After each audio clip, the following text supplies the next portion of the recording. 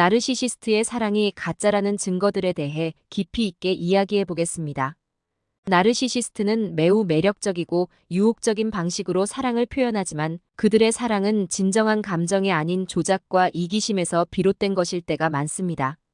이를 구체적인 예시와 연구를 통해 설명해 보겠습니다. 1. 표면적인 매력과 빠른 유혹.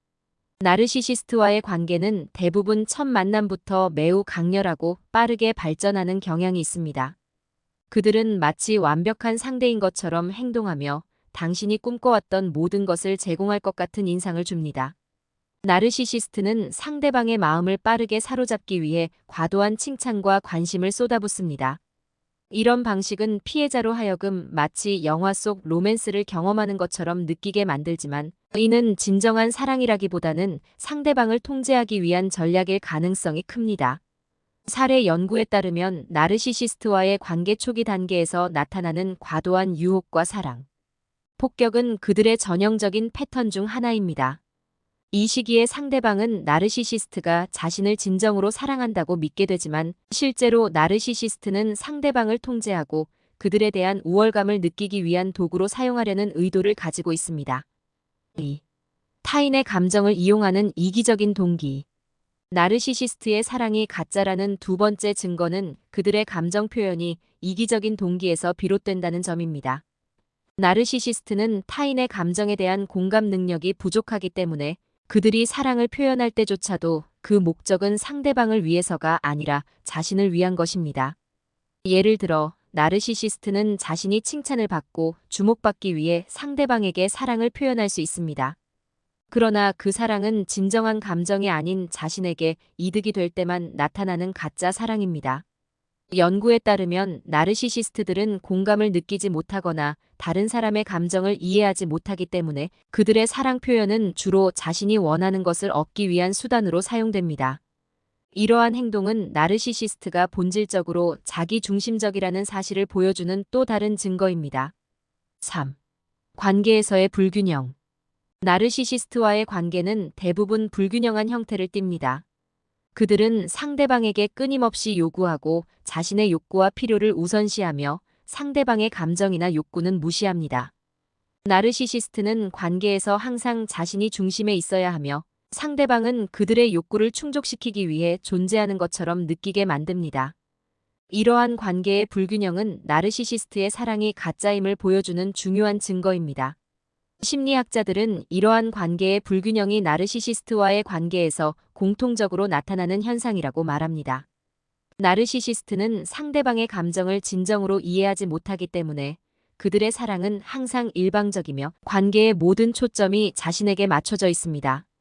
이는 그들의 사랑이 진정한 상호작용이나 헌신이 아닌 자기 자신을 위한 것임을 잘 보여줍니다.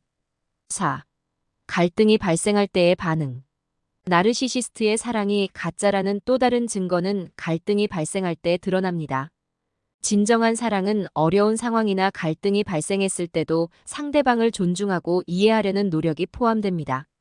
그러나 나르시시스트는 갈등 상황에서 전혀 다르게 반응합니다.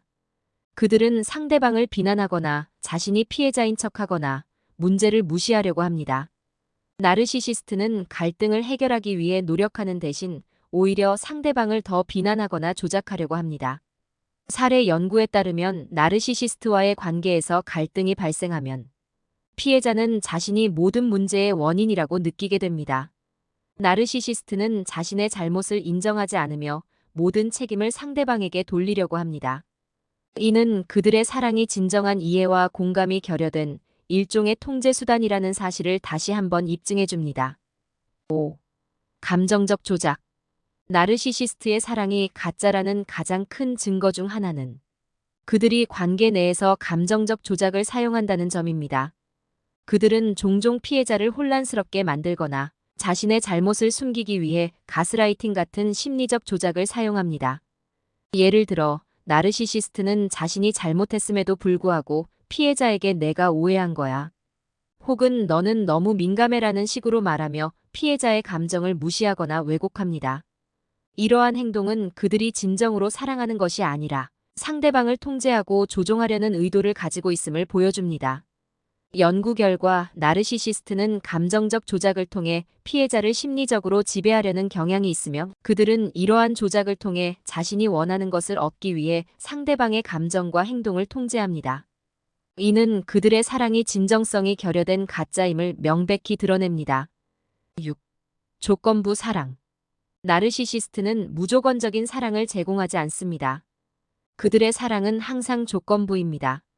예를 들어, 내가 이렇게 하지 않으면 나도 너를 사랑할 수 없어라거나, 내가 원하는 대로 하지 않으면 나도 너에게 잘해줄 수 없어라는 식으로 조건을 내세웁니다. 이러한 조건부 사랑은 진정한 사랑이 아니라 상대방을 조종하기 위한 수단일 뿐입니다.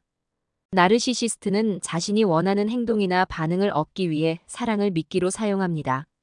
심리학자들은 조건부 사랑이 나르시시스트의 전형적인 특성 중 하나라고 지적합니다. 그들은 사랑을 무기로 사용하며 상대방이 자신에게 순응하지 않으면 그 사랑을 거둬들이겠다고 암시합니다. 이는 그들의 사랑이 진정성이 없다는 또 다른 증거입니다. 7. 변화 없는 반복적인 패턴. 나르시시스트와의 관계에서 또 하나의 중요한 증거는 그들이 반복적으로 같은 행동을 한다는 것입니다. 나르시시스트는 때때로 자신의 잘못을 인정하거나 변화하겠다고 약속하지만 이러한 변화는 거의 이루어지지 않습니다. 그들은 똑같은 실수를 반복하며 상대방을 계속해서 조종하려고 합니다. 이 반복적인 패턴은 그들이 진정으로 사랑하거나 변화하려는 의지가 없음을 보여줍니다. 연구에 따르면 나르시시스트는 자신이 잘못된 행동을 하더라도 그것을 수정하려는 진정한 노력을 기울이지 않습니다. 그들은 변화보다는 계속해서 같은 패턴을 반복하며 상대방이 이를 받아들이기를 기대합니다. 이는 그들의 사랑이 일시적인 관심이나 조작에 불과하다는 것을 의미합니다. 8. 타인의 의견에 의존하는 자기 가치. 나르시시스트는 자신의 가치를 타인의 의견에 의존하는 경향이 있습니다.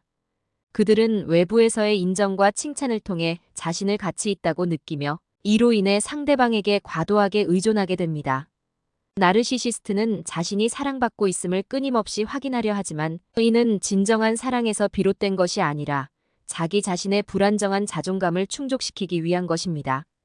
연구에서는 나르시시스트가 외부의 피드백에 의존하는 경향이 크며 이는 그들이 진정으로 자신을 사랑하지 못하고 있음을 나타낸다고 말합니다.